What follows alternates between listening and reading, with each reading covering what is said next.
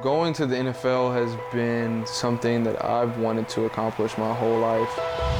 Brandon Jones from the nickel.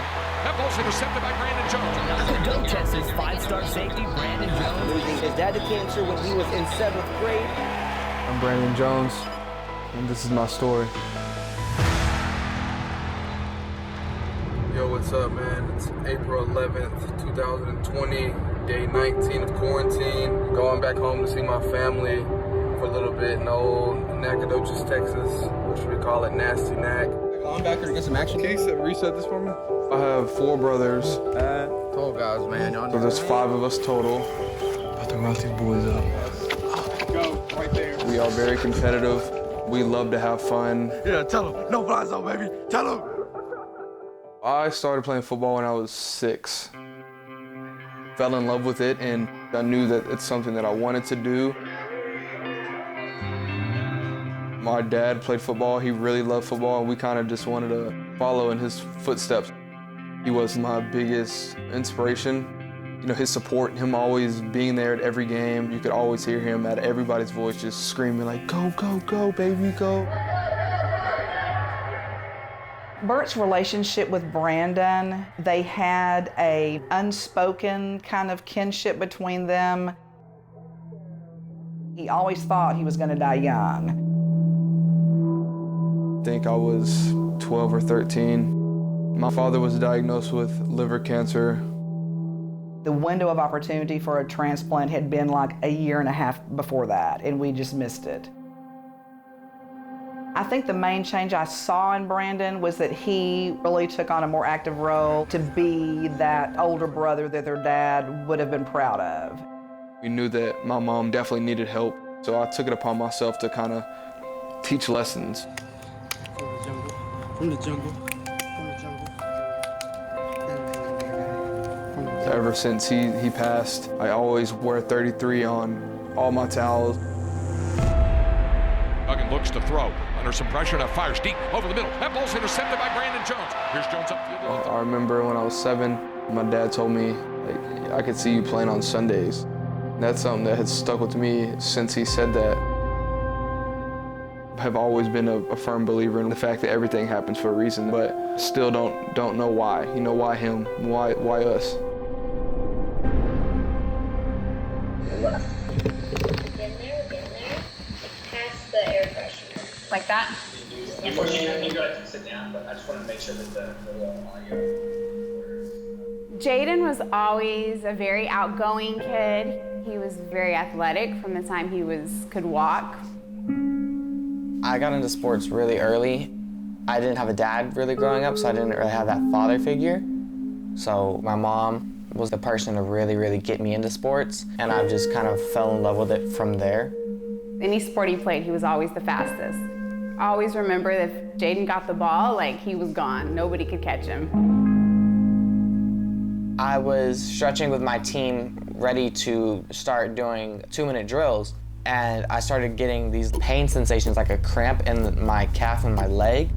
It started progressively getting worse. I was taken to the doctor. He was very straight up. He didn't really sugarcoat it. He was very straight up with it. He was like, you have cancer in your leg. His doctor said that if we didn't amputate his leg, that he had a 5% chance of surviving. How many rounds is it? 2? Oh, okay. One of the nurses walked in and asked if some football players could come in and see him. As soon as I walked in there, I just got like this super, like, just different feeling. Like, it was just like seeing my little brother, you know, it was weird. He was so genuine and real. I knew it was a connection from whenever it started. Get on the elevator, his doctor or nurse came and told me, like, I really appreciate you guys talking to Jaden, but he's actually getting his leg amputated tomorrow.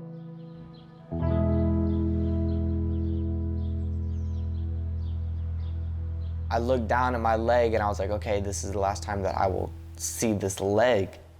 And I kind of just told all of the nurses to back up for a second so I could just process what's about to happen.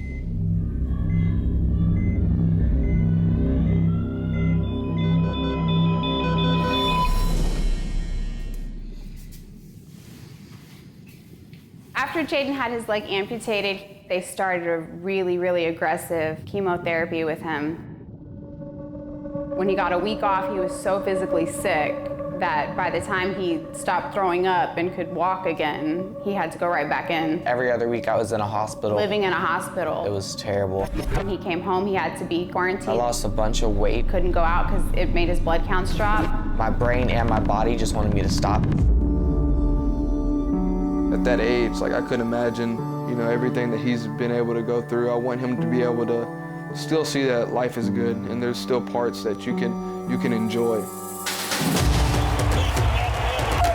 He was like, I have tickets to the Alamo Bowl and I would like to invite you. Had to work it out with the doctors for him to go. Like everyone around us was all cheering and stuff, and it was just kind of cool. And I knew how being a part of that college atmosphere is unexplainable, especially at the University of Texas. It's literally insane.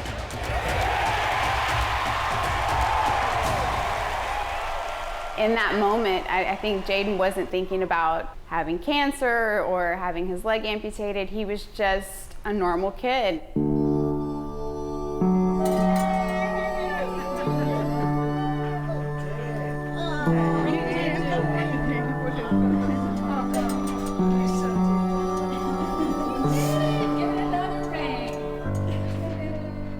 Yo, we got 21 days into the draft, man. Today's my birthday, so I had to get me a little grind session in, and we got a little garage, nice little setup. Aiden, my dog. Ooh. Bro, I have not seen you with hair since forever.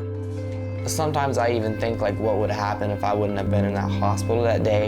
I got you a gift. Dear Brandon, I know that you always wear your dad's number on your towel, but I know you don't always have your towel on you. So I got you something that you will always have your dad with you. Wow. I've always thought of my dad being with me in spirit, but now I can actually like grip this, hold this with me throughout the draft process, and all my dreams are hopefully gonna be able to come true.